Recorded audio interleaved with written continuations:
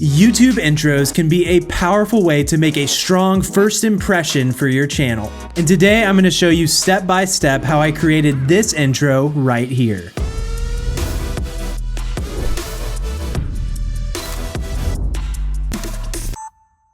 Alright, welcome back to the channel. As mentioned before, today I'm breaking down how I made that YouTube intro that you just saw. Intros are so cool because they're like a little preview of your channel. It's a quick couple seconds to help introduce yourself, introduce what you're about, and do it in a way that's exciting and engaging and inviting people to check out more. So today I just kind of want to sit down at the computer and just kind of just walk through step by step how I created this intro, so that hopefully you guys can pick up a few editing techniques and just some different ways of thinking about how you can create your intro. Let's hop on over to the computer.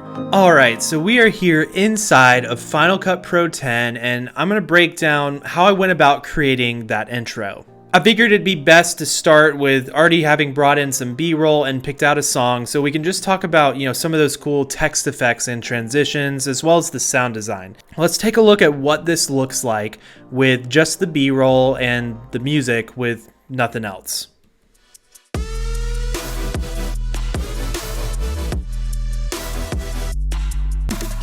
Real quick, I want to talk about B-roll and just your selection and what it says about your channel. So don't just go picking random shots that don't really mean anything. You need to be very intentional because your clips communicate your message. Let's take a look at what my B-roll is saying. Right off the bat, we have a shot of Atlanta. I'm in Atlanta. Not everybody will know this is Atlanta, and that's okay, but it also is communicating that, perhaps I'm in a city or, that I'll be doing some shoots in the city, as well as it's a drone shot, right? So it's like filmmaker, drone, adventure, all that fun stuff. So that's what this clip right here is communicating. And I've actually color corrected it. This is the original clip, which is, fine, but I color corrected it to be my brand colors, which is very often that sort of pink, magenta, blue, purple color. This next shot is very interesting. It's actually 3 shots in one. When doing intros and stuff like that, it's, you don't have a ton of time to work with. And so I wanted to communicate a lot of stuff quickly. And that's why I crammed a bunch of shots here. And basically what's going on is you see me with the camera on the slider, you see me, getting ready to film myself talking, you see me controlling a light with a phone, and all of this speaks to content creation, right? And here on the next clip, I'm actually doing a callback to my most popular video. I think this is a really good sort of, secret strategy that you can use for your intros is take a look at your most popular video and maybe take a little snippet from there that's recognizable and put that in your intro. Because that way when some of those viewers that saw the initial one come across a future piece of content, they'll recognize it and it will be familiar to them and they'll be like, oh, I've seen this guy before. So again, I've got this shot here, which is, again, just showing transforming your space. That's kind of what that's communicating. Next shot is a close-up of a camera, more of a high-end camera. It's a full-frame, mirrorless, followed by a shot of me using a smartphone, again, in the city, which sort of is conveying like, hey, I'm going to go on shoots. We've got stuff in the office, stuff in the studio. Everything kind of revolving around different forms of content creation. So that's a little bit about what my B-roll is hopefully communicating, and it all goes by very fast, and it's not like most people are going to be examining it on this level, but I think they get the feeling of it when it goes by. So think about your channel and, when you go to select your clips, think about what sort of message they're conveying to the viewer, and are all the clips of you the same, or can you choose stuff of you in different spots or doing things a different way to kind of help communicate the message better?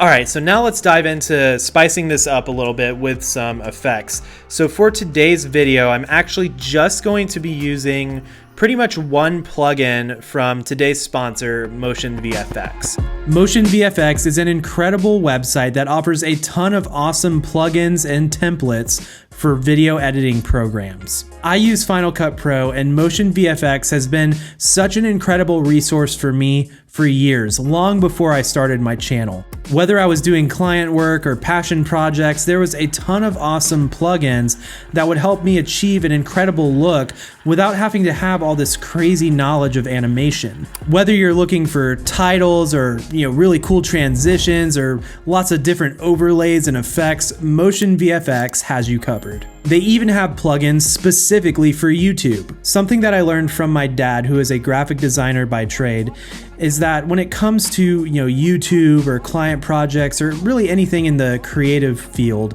it's really not a run out the clock type of situation. You really want to be productive and efficient and be able to move on to the next project as quickly as possible. This is where plugins help make life so much simpler. The main takeaway is that Motion VFX and their plugins just makes this whole process a lot easier. Check it out at the link in the description. The main plugin we're going to be using is called mChannel Clean, and I just think this is a great plugin. It's really solid. It's built for YouTube channels, and it has a ton of good intro stuff in it, and it's really awesome. Like, I can just drag any of these effects on top of the footage and it will look cool. Like, look at what this one does. You can put your logo there.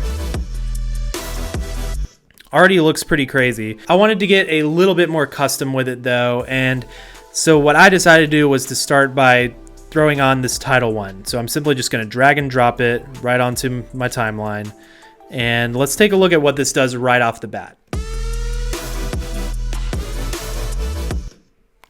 Already looking pretty cool, pretty fun, a little crazy, but this is the cool part about these plugins is you can stick with the ease of use of just drag and drop, or you can dive in and tweak stuff a little bit, which I love to do just because they're really easy to make them your own. I'll start by changing the text, and let's have this one say content for creators.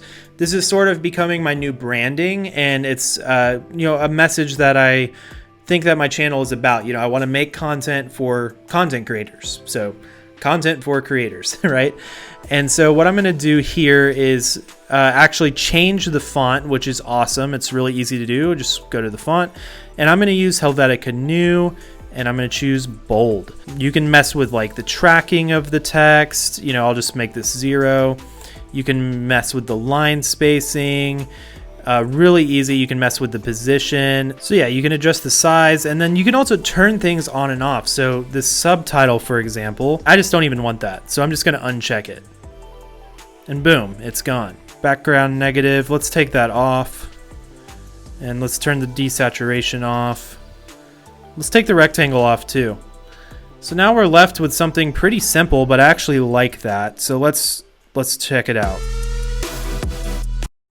That's a fun little effect. I may tweak it a little further, but for now, this is looking pretty solid. The only thing that I don't love about this so far is this little, there's not really any transition between these first two clips. Like, as it plays, it just kind of jumps there right away. So what I'm actually going to do is go back to mChannel Clean, and I'm going to use an overlay called Flip. I'm just going to drag it in over here, and we'll see what this may do to the footage. That just added a ton of movement. However, I don't want to leave it where it's at. And the cool thing is I can actually go in and easily customize a lot of this simply by unchecking this desaturation. Now we have color, and then it's also fading the footage, and I'm going to turn that off too because I don't really want it to fade the footage. So we'll just drag the little slider, boom. And I want to try changing the direction of how it flips. That's pretty cool that I have that option. Okay, we're upside down, but you know what? Let's just see what this looks like anyways. I do like that movement. So I think what I'm going to do is go back to my little compound clip here and just add in a flip effect. Now this is just a built-in Final Cut flip, and boom, now we're back to normal. Let's see what this looks like having added in this really cool flip effect. That's awesome. I love that. Now I don't want it to continue because everything will be upside down. So I'm going to drag this to the end, and I'm going to uncheck the animation out, and now it should just flip the one time. Cool. Really, really cool. So I'm liking that so far. And then this content for creators, I'm going to drag here because I don't want that to continue any further. I think the next thing we're going to do is focus on getting a transition between this spot with the 3 clips to the clip of me snapping. So we'll head on over to the transitions tab and we'll go to the M channel clean transitions. And I'm just going to drag on this transition 1 and we'll delete that side. We'll just shorten it a little bit and let's see what this transition looks like. That's actually pretty cool. But what I think I actually want to have happen is for the text to go with it. So I'm going to undo what I've done and I'm going to make another compound clip. So I'm going to select everything I've done up until this point and just control click and say new compound clip. And I'll just say first part of intro. We'll put this into the footage category. So now that we have this first part as a little compound clip, when I add this transition, what's going to happen is it's going to take that text with it as well.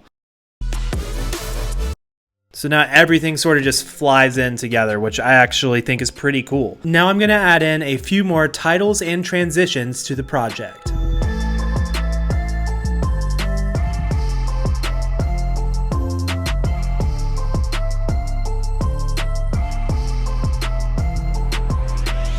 That's looking pretty good, and now I think it's time for sound design. Okay, so we're here in the timeline, and I've actually gone ahead and added in a bunch of different sound effects, you know, different hits and whooshes, some ambient noises, and I just want to go ahead and mute the actual music and let you guys listen to what the sound design is doing in this project.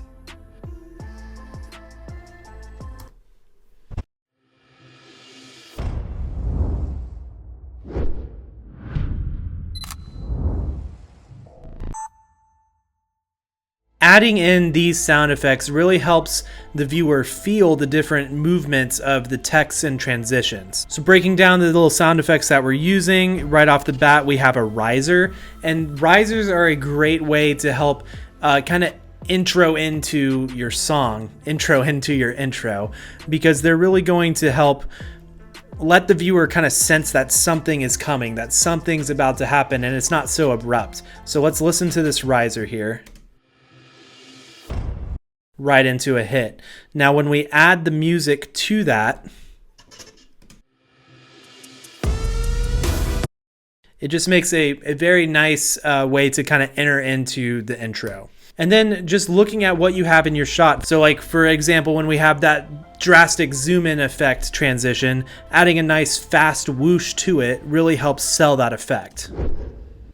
And now we'll watch it again without. It just doesn't quite hit the same.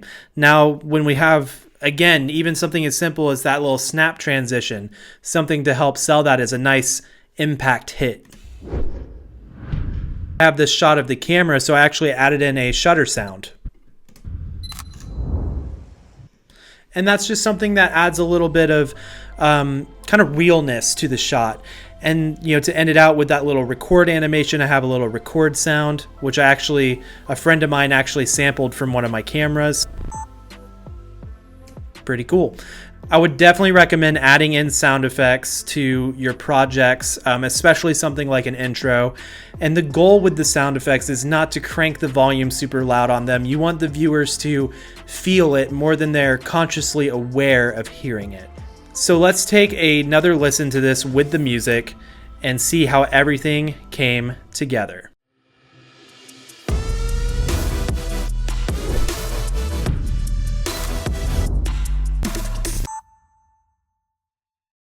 Well, that's going to about wrap up this video. I hope that you guys have enjoyed this and found some value from it.